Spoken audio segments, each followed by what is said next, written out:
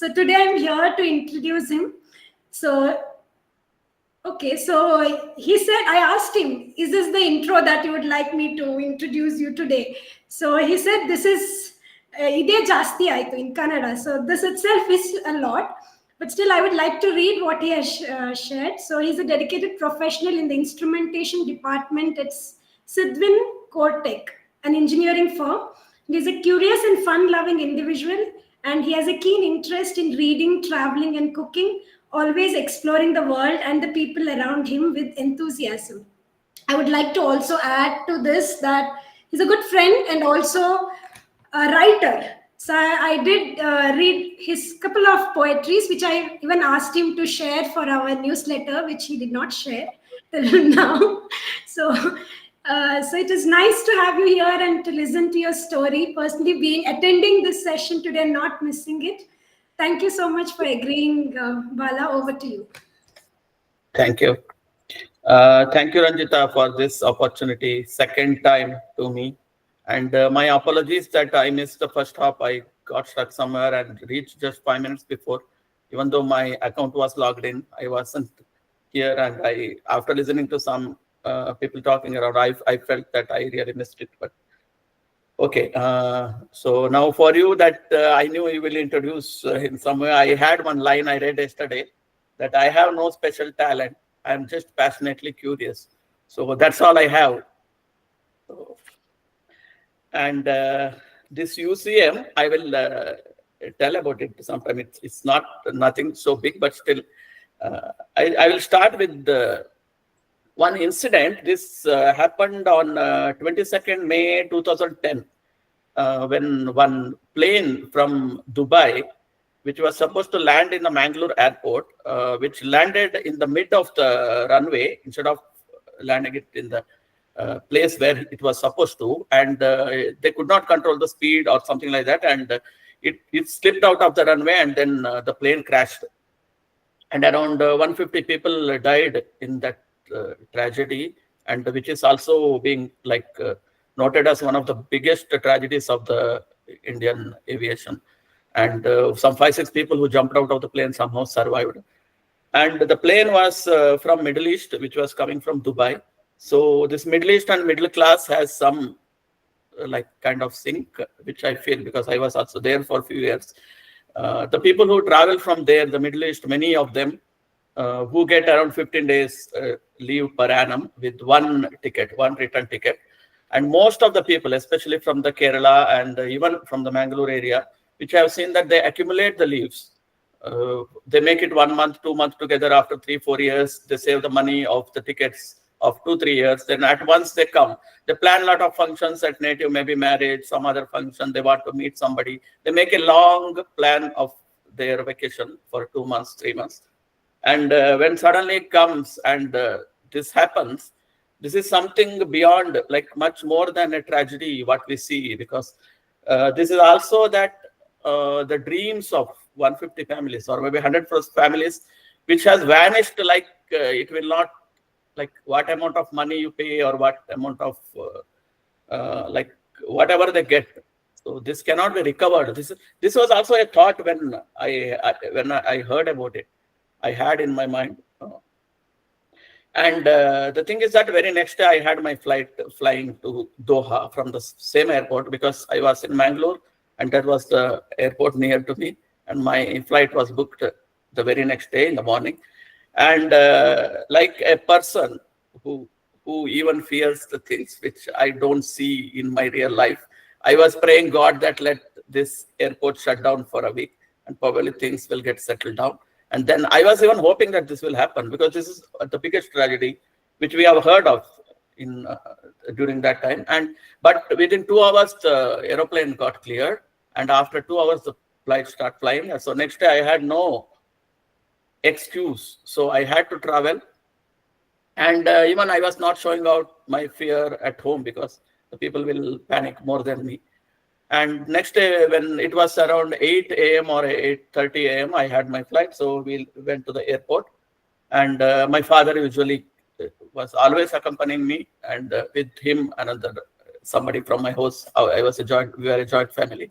And they come, and my father will leave me in the airport, I mean, in the entry gate, and he will move out to wipe his tears. Always it was happening.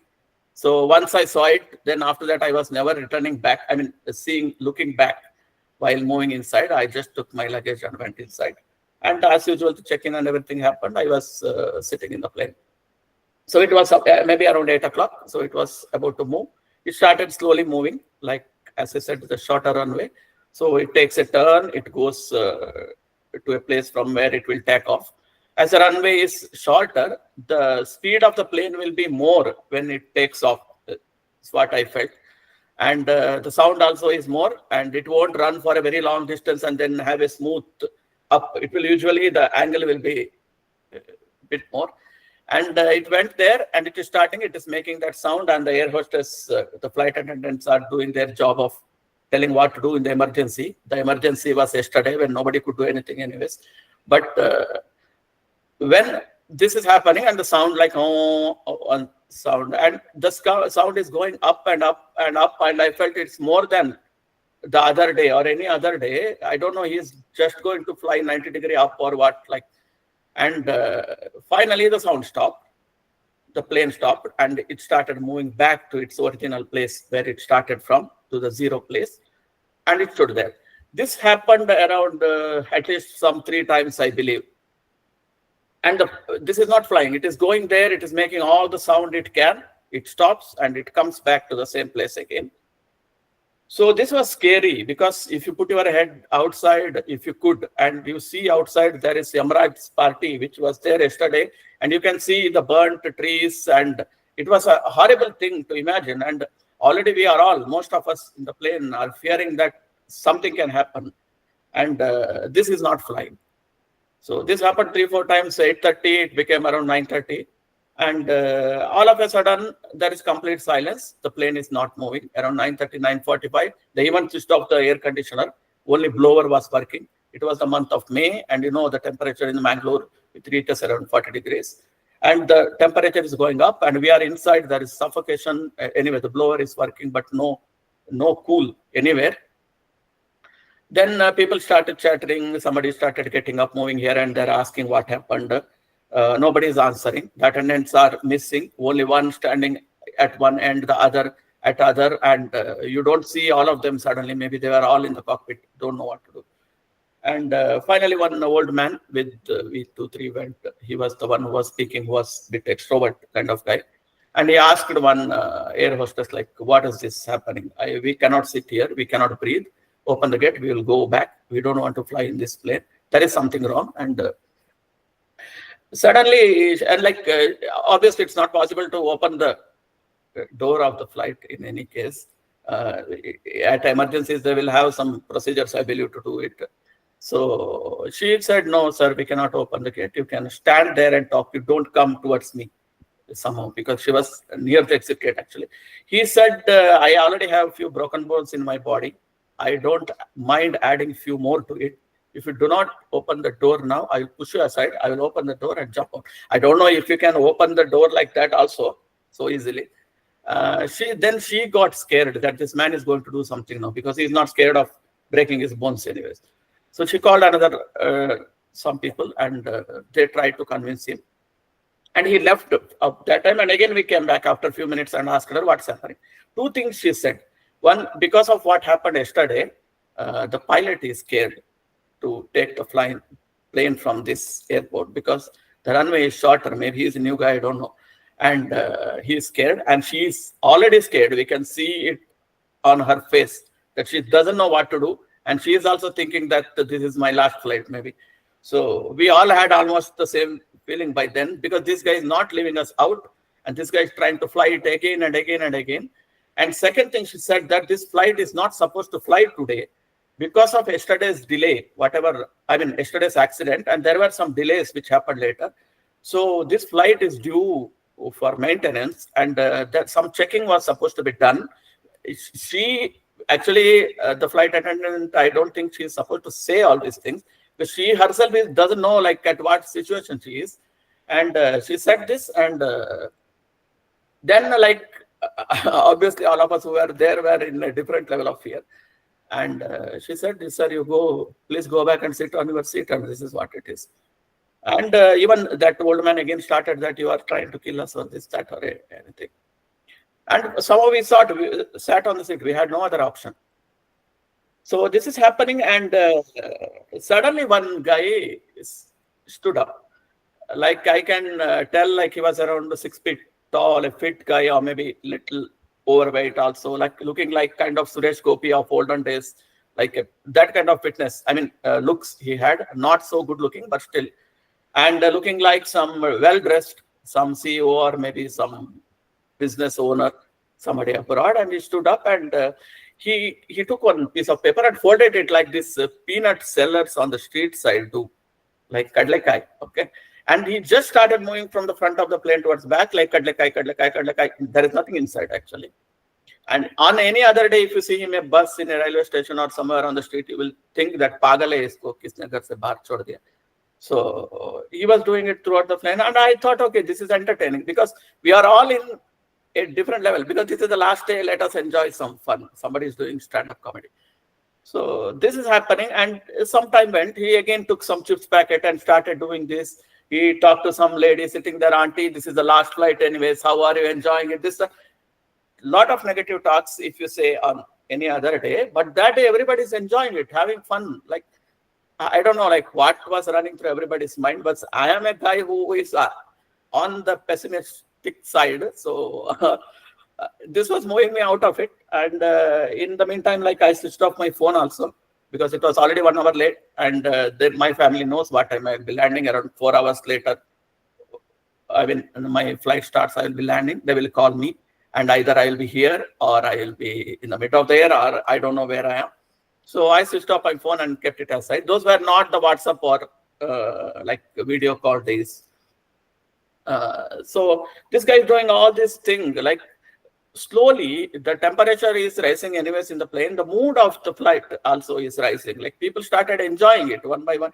And people talking to him. I was just 2 seats behind him. So whether he was sitting, he's moving out, he's coming back, I am enjoying his.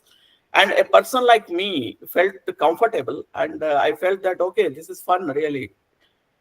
Maybe everybody else also started feeling the same, and he was enjoying doing it, like last stand-up comedy of his life. This was going on, and finally, after some 2-3 hours, I think maybe they fixed the flight, and it one last time it took off. So it landed in Doha after some 3 hours delay, maybe, because those 2-3 hours all went in Bangalore airport.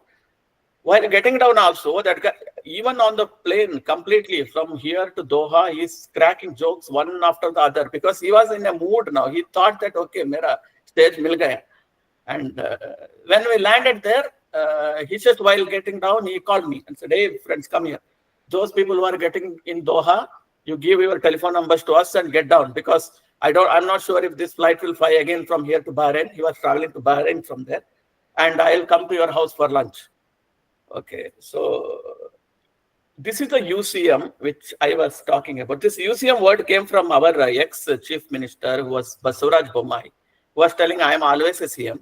A CM is a common man. So the UCM is an uncommon man, was the abbreviation, which now, Ranjita, you did not ask me what is UCM. If I was at your place, I would have asked you 15 times. So maybe you are one of those UCMs now.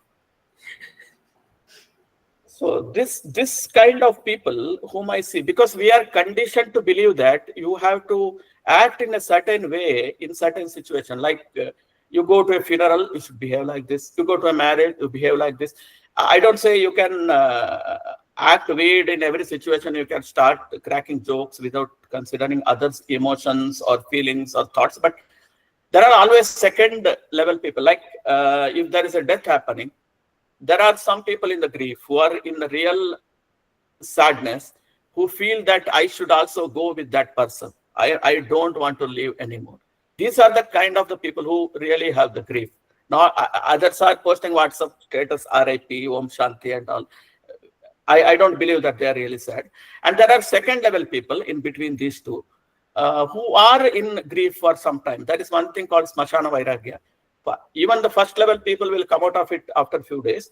The second level people who are like udhar bhi na jaye, idhar bhi na jaye, they are in a mood, they are sad, but they also want to come out of it.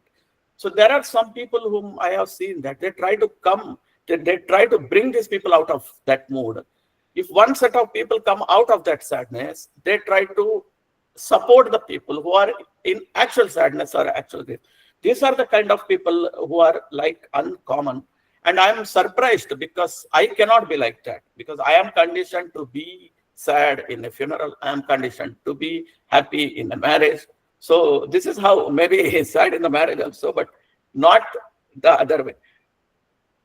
So one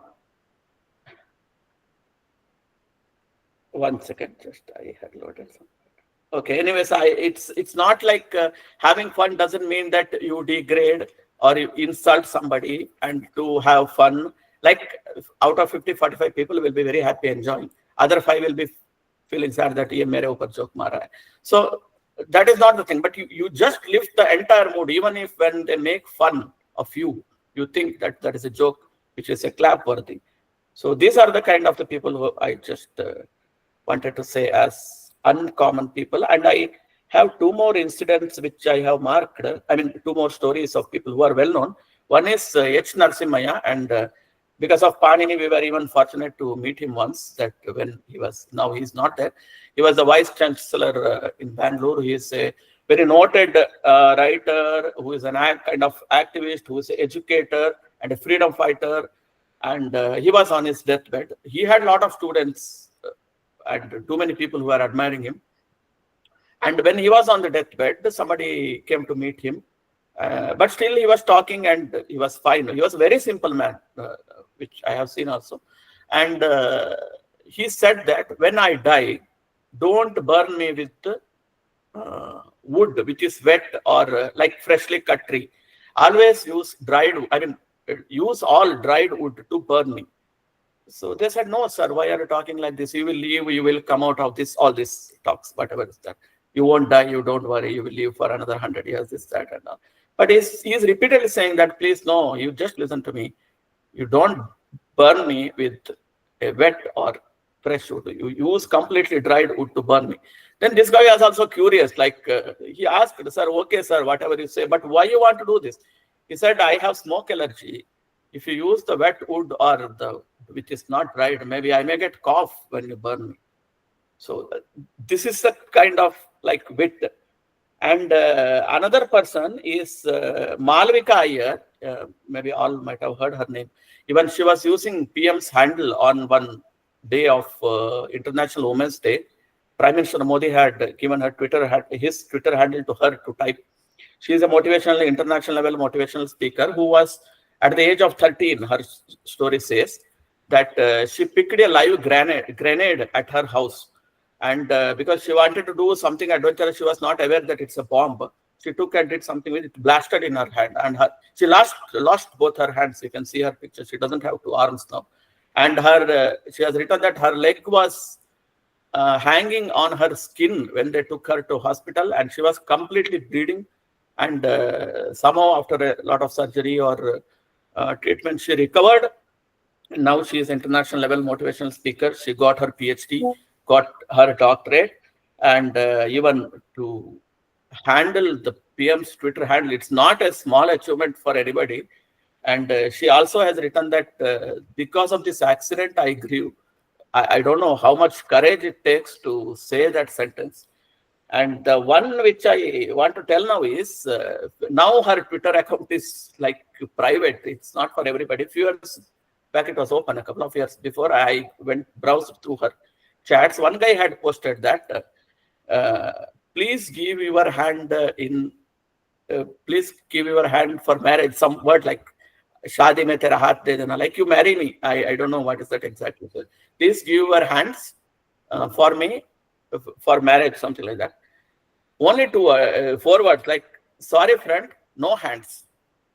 I felt emotional by reading it. Like, what kind of courage is that to say that? So these are the kind of people, the UCM uncommon. As I was very busy from past few days, I couldn't even like arrange things properly while speaking. Maybe messed up few things, I'm not sure. But I feel I narrated it to the understanding of the listeners anyway. So I leave it here, Ranjita. Thank you for the opportunity again.